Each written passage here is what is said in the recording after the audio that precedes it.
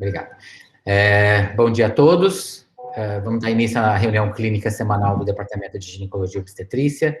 Um prazer receber a todos aqui. Hoje a reunião vai ficar a cargo do professor Ricardo Cavalli, da gestação de alto risco. Ele vai falar sobre hipertensão arterial e gravidez, os aspectos atuais. Ricardo, obrigado por ter aceitado dar aula no departamento e a aula é toda sua. Obrigado. Obrigado, Júlio. Bom dia a todos. Gostaria de agradecer a oportunidade de estar aqui no departamento conversando sobre um tema que tenho trabalhado na minha carreira.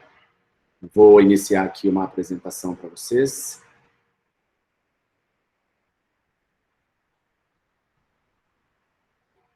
Só um minuto.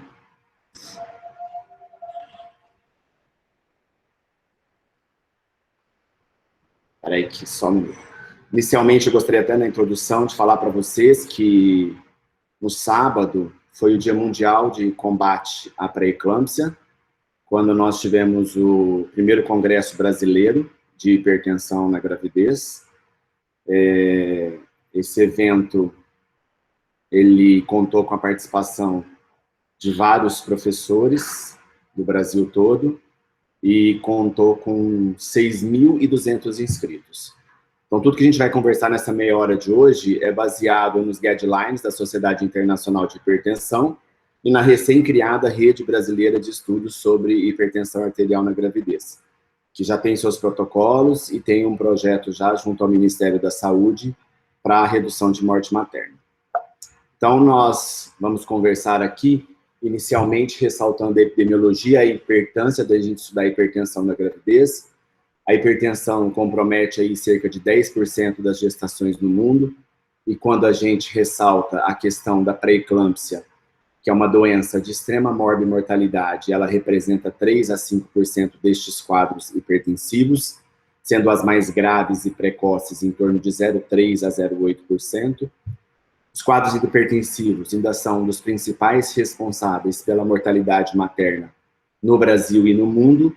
E se a gente ver aqui nesse destaque, uma das metas do milênio é melhorar a saúde materna e reduzir a mortalidade materna.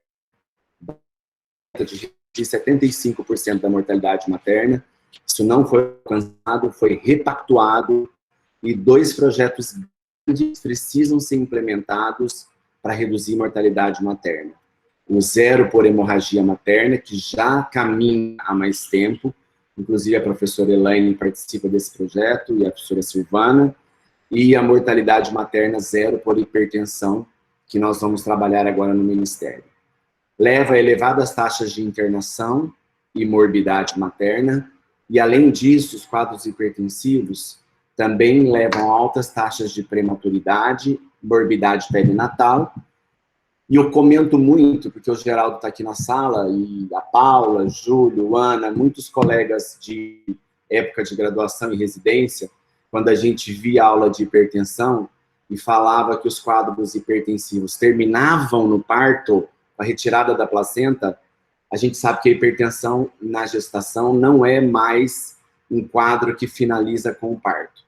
Mas existem muitos estudos mostrando que essas mulheres que tiveram quadros hipertensivos na gravidez vão ter mais complicações cardiovasculares futuras para essa mãe, vão ter mais quadros de hipertensão, nefropatias, AVC, e que também seus filhos serão comprometidos. Esse slide destaca um pouco a questão da mortalidade materna no mundo e no Brasil. Vocês veem aqui uma fatia do que é pré-eclâmpsia em termos de mortalidade materna no mundo, em torno de 14%, no Brasil, isso em torno de 20%. Contando que muitas vezes não se tem uma notificação exata da etiologia da morte. E o Brasil ainda carrega cifras de 70 a 80 casos para cada 100 mil nascidos vivos, sendo que o recomendado seria em torno de 20 casos para cada 100 mil. E por trás desse grande iceberg aqui tem a morbidade materna, né? O near miss. As mulheres que têm quadro hipertensivo vão fazer insuficiência renal, complicações hepáticas, complicações cérebro e cardiovasculares, vão fazer distúrbios de coagulação e vão ser admitidas em UTI. E estima-se que a morbidade seja em torno de 100 vezes maior que a mortalidade. O NIRMIS no Brasil leva taxas de 44 para cada 1.000 nascidos vivos. E os critérios mais frequentes para a morbidade materna, em 50% dos casos, são os quadros de pré-eclâmpsia. No HC, aqui na nossa maternidade, dos 1.500 a 1.800 partos que a gente faz por ano, nós temos 10% de morbidade materna grave, em torno de 180 casos. E destes, 50% são por quadros hipertensivos. A classificação mais atualizada e adotada para os quadros hipertensivos na gravidez, ela é de 2000 e ratificada em 2013. Nós temos os quadros hipertensivos classificados em hipertensão arterial sistêmica, a hipertensão arterial sistêmica com a pré-eclâmpsia sobreposta, o quadro de pré-eclâmpsia, que nos remete a maior gravidade e evolui para as formas graves, caracterizadas como eclâmpsia e síndrome HELP, e a hipertensão gestacional. E aí eu destaco o critério de classificação da pré-eclâmpsia, que o Rui falou assim, o que você vai trazer lá de novidade, de consenso?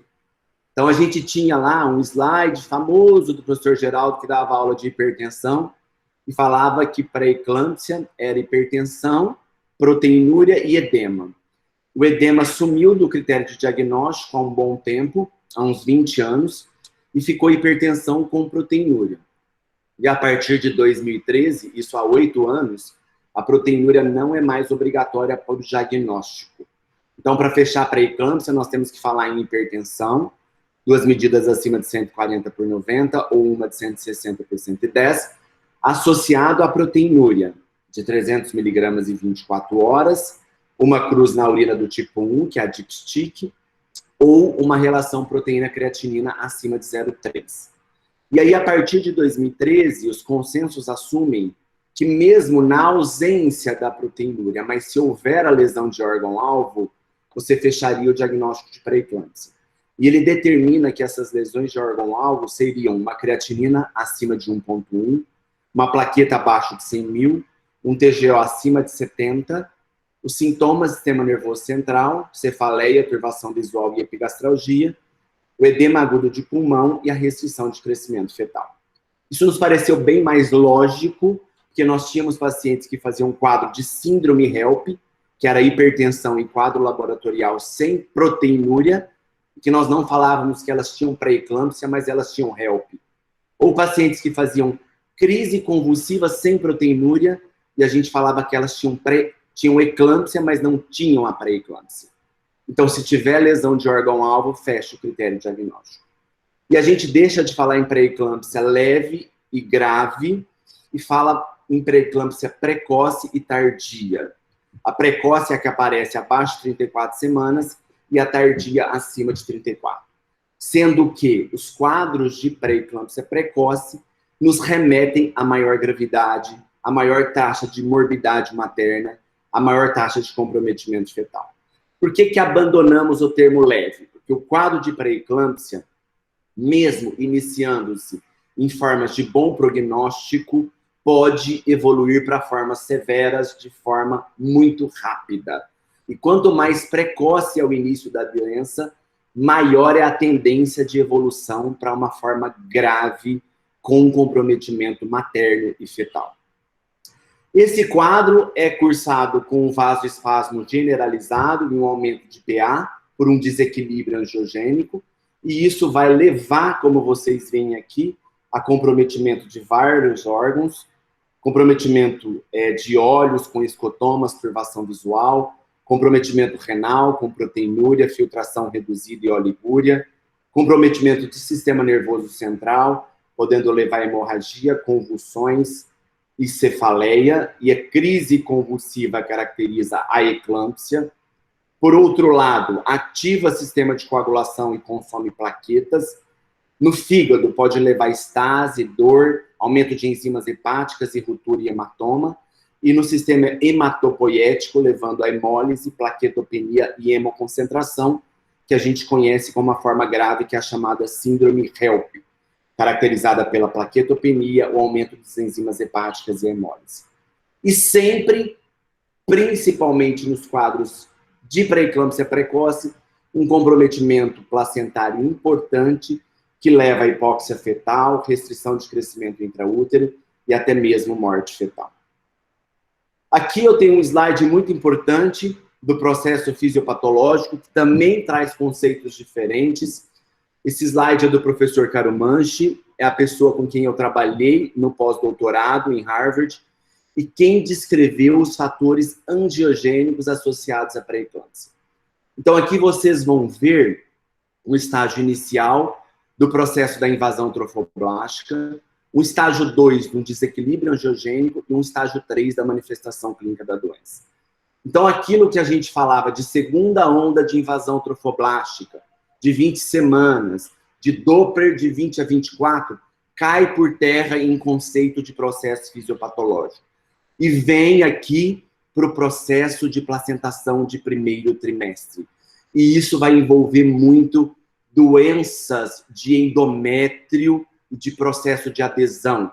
Por isso que vocês vão ver que mulheres que fazem reprodução assistida, gemelaridade, que têm endometriose, têm mais pré-eclâmpsia. Porque nesse estadio inicial há um comprometimento do modelo da invasão trofoblástica, que pouco se conhece, que está associado a alterações de respostas imunes, alterações de células natural killer, associados a fatores genéticos e fatores de estresse oxidativo, que levam a uma deficiência de invasão e adaptação desde o início do primeiro trimestre. E a gente passa a falar em rastreio e identificação de mulheres de risco para pré-eclâmpsia no primeiro trimestre. A gente passa a falar em início de medicamentos para prevenção de pré-eclâmpsia no primeiro trimestre, porque o processo de placentação é fundamental desde a anidação. E esse processo de má invasão, que leva a uma deficiência da artéria espiralada, levaria essa placenta a um desequilíbrio angiogênico, aumentando a produção de vasoconstritores e vasodilatadores, que acontece antes da manifestação clínica da doença e que evoluiria, aí sim, com o que a gente conhece na clínica, com hipertensão, proteinúria e lesões de órgão-alvo. Vejam esse slide que traz muito detalhado esse estágio 2, esse desequilíbrio angiogênico. O que a gente espera numa placenta saudável, numa invasão trofoblástica adequada? Você tem aqui a produção de VGF, fator de crescimento vascular, de PLGF, fator de crescimento placentário, e o receptor de PLGF e VGF na parede do endotélio. Então, produz-se adequadamente os pró-angiogênicos, VGF e PLGF, e um equilíbrio do anti-angiogênico, que é o receptor solúvel. A molécula age na parede do vaso e, ligando a parede do vaso, leva a um status anticoagulante e vasodilatador. Na pré-eclâmpsia, essa placenta isquêmica mal invadida, com troca inadequada, desequilibra e gera diminuição de PLGF e aumento do receptor solúvel. Consequentemente, nós não vamos ter o ligante na parede do vaso e vamos ter uma ação pró-coagulante e vasoconstritora.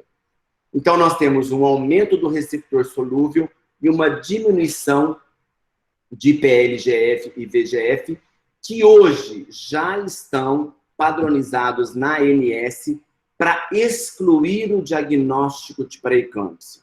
Paciente que tem uma relação S-FLT-PLGF normal, que tem suspeita de pré-eclâmpsia, tem um alto valor preditivo negativo para a exclusão da doença. Nesse slide, publicado em 2012 por um grupo alemão, pelo Verlohen, que trabalha com fatores angiogênicos, eles mostram que nos quadros de doenças graves, o desequilíbrio angiogênico de S-FLT e PLGF ocorre em torno de 11 semanas antes do parto. Por isso é um segundo estágio. Então, se você tem uma pré-eclâmpsia com 28 semanas, ela tem já um desequilíbrio angiogênico com 20, 18 semanas. E nas pacientes de pré-eclâmpsia tardia, que ocorrem no termo, o desequilíbrio angiogênico ocorre 5 semanas antes do parto. E isso já traz implicações clínicas, como eu já disse para vocês. Para quê? Principalmente para excluir diagnóstico. Pacientes com suspeita de pré-eclâmpsia na segunda metade da gravidez e que vem com score de razão S-FIT-PLGF baixo, ou seja, você tem PLGF e tem pouco S-FIT, tem equilíbrio angiogênico, esse teste é capaz de excluir pré-eclâmpsia dentro de uma semana com uma capacidade de um valor preditivo negativo de 99%. A ANS acabou de padronizar o S-FIT-PLGF para mulheres com suspeita de pré-eclâmpsia, que tenham os exames laboratoriais normais e que tenham uma razão S-FIT-PLGF negativa na exclusão de pré-eclâmpsia. É óbvio que as altas razões de S-FIT-PLGF são altamente sugestivas do diagnóstico, mas ainda não são utilizadas nos critérios diagnósticos. Feito o diagnóstico, eu quero falar um pouco para vocês, nessa segunda metade, aí nos últimos 15 minutos, sobre o segmento materno-fetal, que inclui sempre, do lado materno, uma avaliação clínica e laboratorial, uso de hipotensor e o sulfato de magnésio para prevenção da eclâmpsia. Do outro lado, uma avaliação da vitalidade fetal, o uso de corticoide para maturação pulmonar e a resolução da gestação com um momento de muito equilíbrio, buscando um bom resultado materno e perinatal. E aí eu trago algumas coisas de evidências atuais em relação a medidas não medicamentosas na pré-eclâmpsia. E que precisa ficar claro. Não se recomenda repouso em casa para prevenção de pré-eclâmpsia e mesmo de distúrbios hipertensivos em mulheres que têm maior risco para desenvolver essas condições. Então, se você tem mulheres de risco, hipertensas crônicas, diabéticas, lúpicas, o repouso não diminui a chance dela ter pré-eclâmpsia. O repouso restrito no leito também não melhora o resultado da gravidez em mulheres com doença instalada. Então, não há evidências nesse sentido. Como também a restrição de sal durante a gravidez para prevenir o desenvolvimento da pré-eclâmpsia e mesmo quem tenha pré-eclâmpsia e suas complicações. É diferente de uma dieta rica em sal numa hipertensa crônica. Mas aqui nós não temos processo fisiopatológico em que as medidas comportamentais mudam o prognóstico. Agora, tratar e usar a terapêutica antihipertensiva em mulheres com pré-eclâmpsia e hipertensão severa reduz os desfechos. Então, mulheres que estão com sistólica acima de 160 e diastólica acima de 110, usar a terapêutica antihipertensiva é fortemente recomendado. Esse trabalho da Cochrane, em 2014, avaliou 29 trials com 3.350 mulheres. E o tratamento antihipertensivo reduz em 51% os quadros de hipertensão grave. Porém, não muda desfecho perinatal, não prolonga a gravidez, mas diminui lesão de órgão-alvo, diminui mortalidade materna e diminui morbidade materna. E as drogas hipotensoras mais utilizadas, aí sim nós vamos remeter que continuam as mesmas, né? Nós usamos a velha alfa-metildopa, com doses que variam de 750 miligramas a 2.000 gramas dia. Os bloqueadores de canal de cálcio, a nifedipina retarde, ou mesmo a amlodipina. Os beta-bloqueadores do pindolol. O prazosin, um bloqueador alfa-adrenérgico. E temos iniciado muito com experiência positiva o carvedilol, que é um alfa e beta-bloqueador. Sempre trabalhando com monoterapia até atingir a dose máxima do fármaco e associar um segundo fármaco, caso não haja controle com a monoterapia. E sempre tendo o preceito que nos quadros de pré-eclâmpsia nós queremos manter a pressão em torno de 14,9, que nós precisamos de uma elevação de PA para manter a perfusão útero-placentária. Vou falar aqui 3 slides breves sobre a urgência hipertensiva, aqueles quadros em que a PA está elevada com a presença ou não dos sintomas do sistema nervoso central. Isso é extremamente importante e tem sido divulgado muito pela rede. Então, mulheres com urgência hipertensiva devem ser internadas, devem ser avaliadas do ponto de vista laboratorial, deve ser avaliado o feto e o tratamento medicamentoso com hipotensor e sulfato de magnésio. Então, quando tem urgência hipertensiva sem sintomas, que nós queremos apenas abaixar a pressão, nós vamos lançar mão de uma droga de ação rápida. E aí nós usamos a hidralazina endovenosa, 5 a 10 miligramas dose de ataque, ou a nifedipina simples por via oral. Uma das principais drogas recomendadas é o labetalol. Nós já trabalhamos aqui com ele em projetos de pesquisa, mas ele é não disponível no Brasil do ponto de vista do uso clínico. Para urgências intensivas, nós queremos uma droga de ação rápida para proteger o órgão-alvo, uma droga que tenha a menor variabilidade de resposta possível entre os indivíduos. Eu não quero que uma mulher vá para 10,6 e a outra fica 14,9. Eu quero um semelhante perfil de ação e eu quero abaixar em torno de 20% do inicial. E aqui, muito importante, eu tenho que divulgar cada vez mais o uso na urgência hipertensiva, o uso liberal de sulfato de magnésio. Nós trabalhamos com uma recomendação da SOGESP em 2012 e isso se mantém. O sulfato de magnésio deve ser indicado em mulheres que fazem sintomas de iminência de eclâmpsia, mesmo com uma pH de 14/9, naquelas que têm eclâmpsia estabelecida, nas mulheres que fazem uma diastólica acima de 120 ou mesmo a HELP estabelecida. O sulfato é, sem dúvida, um dos principais moddings do nosso grupo para reduzir mortalidade por pré-eclâmpsia. O uso precoce de sulfato de magnésio diminui a chance do desfecho adverso e diminui o risco da mortalidade materna.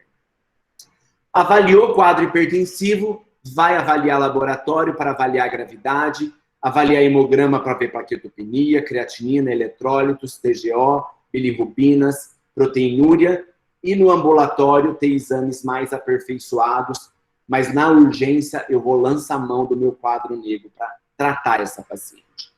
E vejam também que eu já uso razão S-FIT PLGF para prognóstico. Esse trabalho foi publicado pela Sarosh Hanna em 2012 no Circulation, e ela trabalhou avaliando quando a razão S-FIT PLGF estava alta, acima de 85, se ela tinha uma performance melhor do que o laboratório clínico convencional, o ácido úrico, a creatinina, a TGO, a pressão, para avaliar a probabilidade de desfecho materno adverso. Então, aqui a curva ROC, mostrando em azul que a razão S-FIT e PLGF tem melhor sensibilidade e especificidade para prever evento adverso em mulheres com pré-eclâmpsia. Mesmo quando você associa pressão com proteinúria, pressão com ácido úrico e outros marcadores, a razão S-FIT PLGF tem uma capacidade preditiva extremamente elevada para prever o desfecho adverso. Como também tem uma capacidade elevada para excluir pré-eclâmpsia, que eu já disse para vocês, com a capacidade de rollout de 99%. Aqui também eu trago uma ferramenta nova que tem sido utilizada para avaliar desfecho e gravidade de pré-eclâmpsia, que é a PIERS. A PIERS foi publicado como uma plataforma integrada para estimar risco de evento adverso em pré-eclâmpsia e foi validada numa coorte de 2.000 mulheres, num estudo conduzido no Canadá, no Reino Unido, na Nova Zelândia e na Austrália. Então, ela tem uma capacidade aqui preditiva de desfecho adverso, numa curva ROC de 0,88. E a Full PIERS utiliza uma calculadora em que a gente coloca a umidade gestacional, a saturação de oxigênio, o nível plaquetário, o nível de creatinina, o nível de TGO e a probabilidade de desfecho adverso nas 48 horas. Como toda calculadora, tem seus riscos e benefícios. Não se sabe exatamente qual seria um cutoff de desfecho para interromper a gravidez, mas é utilizada principalmente para quando você está com uma paciente com pré-eclâmpsia internada, para observar a evolução de gravidade daquela paciente no score de risco. E tem uma crítica que não tem aqui a avaliação fetal, que também é parte do prognóstico materno e indicação de resolução da gravidez. Sempre lembrando que o feto, devido a essa função placentária, pode ter comprometimento, pode ter alteração de função respiratória, restrição, efeitos residual da hipóxia, asfixia e morte. Então, nos quadros de pré-eclâmpsia, é fundamental uma propedêutica armada com Doppler da artéria umbilical para avaliar aumento de pulsatilidade da umbilical, centralização fetal e ducto venoso para vitalidade fetal. E aí, ao invés do full Pierce, eu gosto muito desse slide quando a gente leva esse slide de atenção. Que quando a paciente começa a ficar com pressão acima de 160 por 110, mesmo com 3 fármacos, sem controle, é sinal de prognóstico ruim. Paciente que mantém sinais de encefalopatia hipertensiva, mesmo após o sulfato, creatinina crescente acima de 1,2, evidências de hemólise, função hepática alterada, plaquetopenia ou vitalidade comprometida, é atenção. E o atenção em pré-eclâmpsia é sinal amarelo. E o amarelo em pré-eclâmpsia nunca volta para verde. Ele vai ser vermelho, ele vai piorar e vai ter uma indicação de interrupção da gravidez. Sempre buscando diagnosticar a forma grave da síndrome HELP, descrita por Einstein em 1982, onde você tem a hemólise com a bile acima de 1,2, a enzima hepática alterada, TGO acima de 70, ou 2 vezes o normal, e a plaquetopenia. Pensando em resolução de gravidez quando? Formas mais graves, eclâmpsia e síndrome HELP, estabilização clínica e resolução de gravidez. Pré-eclâmpsia de bom prognóstico, 37 semanas. Pré-eclâmpsia com critérios de alerta, slide que eu mostrei para vocês, resolução na maturidade fetal.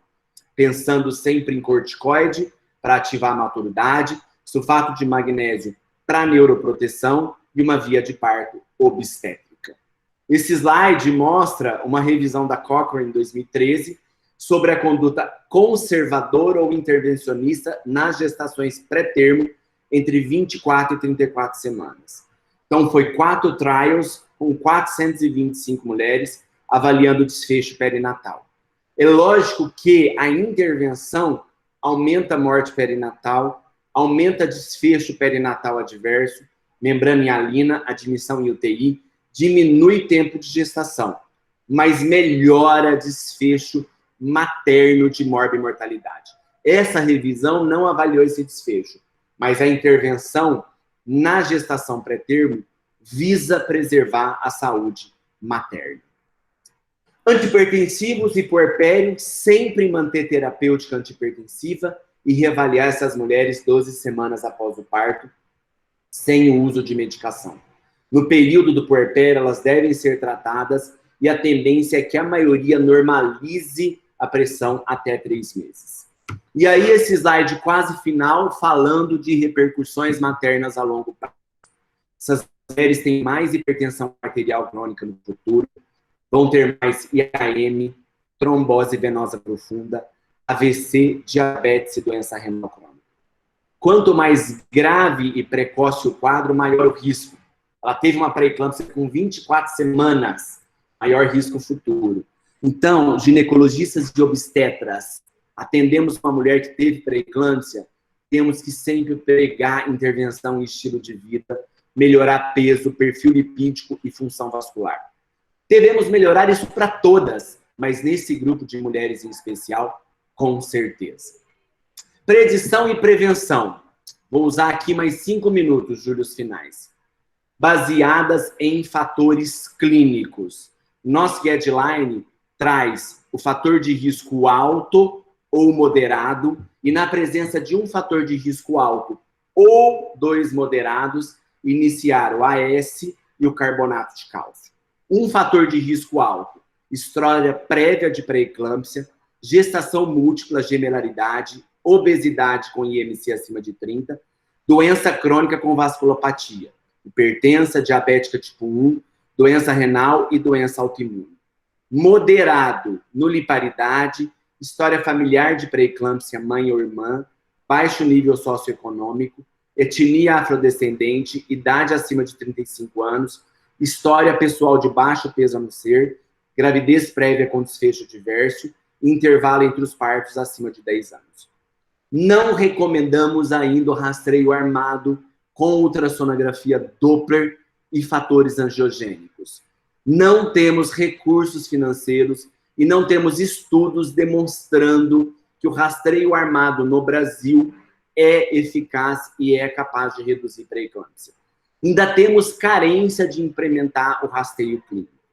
Então, esse trabalho publicado no New England em 2017, pelo grupo do professor Nicolaides, faz rastreio armado com fatores clínicos, PAM, Doppler da e o PGF, que é o fator de crescimento placentário, aumenta sim a capacidade preditiva e os OAS, e isso reduz pré-eclâmpsia em 62%.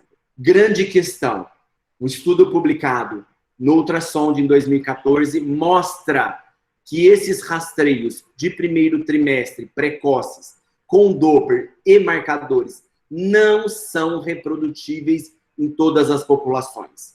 Os estudos reportam capacidade preditiva de 80% e 90%. E quando observado esses algoritmos, eles têm capacidade preditiva de 40% a 50%. Então, eles precisam ser validados nas populações em questão. Um segundo aspecto, quando for usar propedêutica armada de rastreio de primeiro trimestre, não usar o marcador do Doppler ou biológico isolado, mas associado ao marcador clínico. Então, no momento, os protocolos baseados em melhores evidências nos recomendam fatores de risco clínico para pré-eclâmpsia e o uso de OAS e do cálcio para prevenção. Muito obrigado pela atenção de vocês e eu fico à disposição para algum questionamento. Obrigado, Ricardo. Excelente apresentação. Acho que o pessoal foi bastante esclarecedor para a gente, bastante aspectos muito importantes da fisiopatologia que são aplicados diretamente no diagnóstico e no tratamento. Alguém tem algum